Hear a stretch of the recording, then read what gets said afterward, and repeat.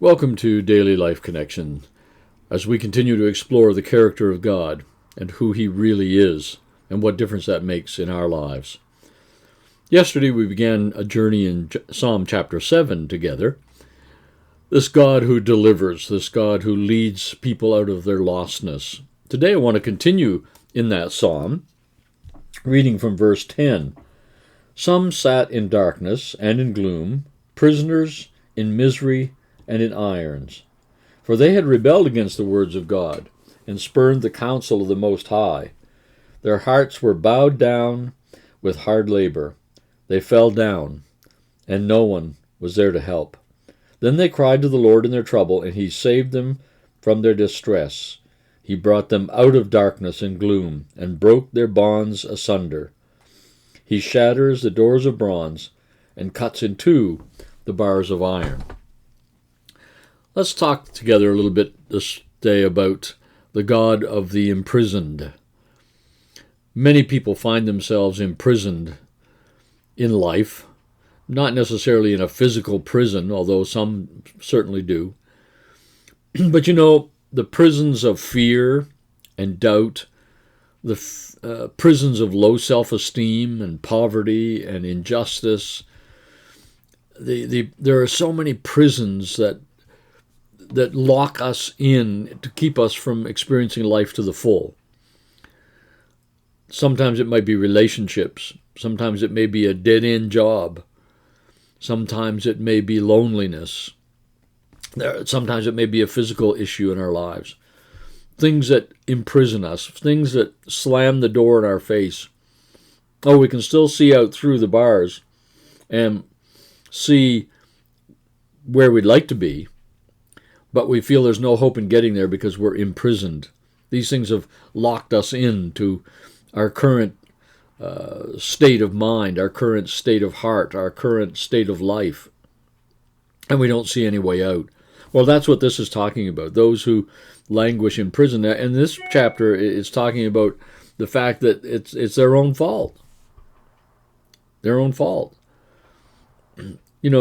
Lots of times we're imprisoned by things which aren't necessarily our fault. But even if they are our fault, the result of bad choices, bad actions, bad attitudes, He is still the God of those imprisoned people. This is wonderful news today. He's not just the God of those who've been unfairly imprisoned. He is also the God of those who've been fairly prisoned. I mean, think of the story about Jesus on the cross and the convicted thieves beside Him. One of them says, "We're up here being crucified because we deserve it. We are imprisoned in this death because we've done wrong." But he hasn't. Well, what does Jesus say to him? "My friend, this day you're going to be with me in paradise." This day. He is the God of the imprisoned, the God of the convicted, the God of the guilty. And He still desires to release those people and lead them out to freedom. So here's the good news.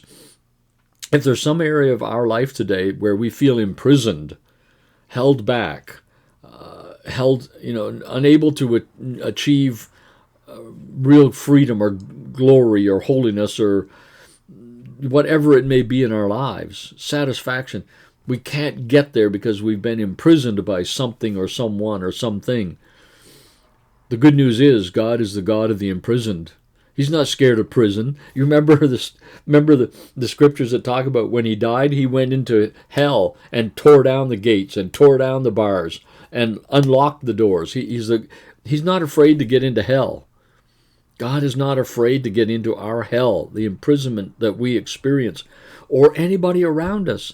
The person that we know that may seem to be the most rebellious, the most far from God, the most evil among us. He is their God too.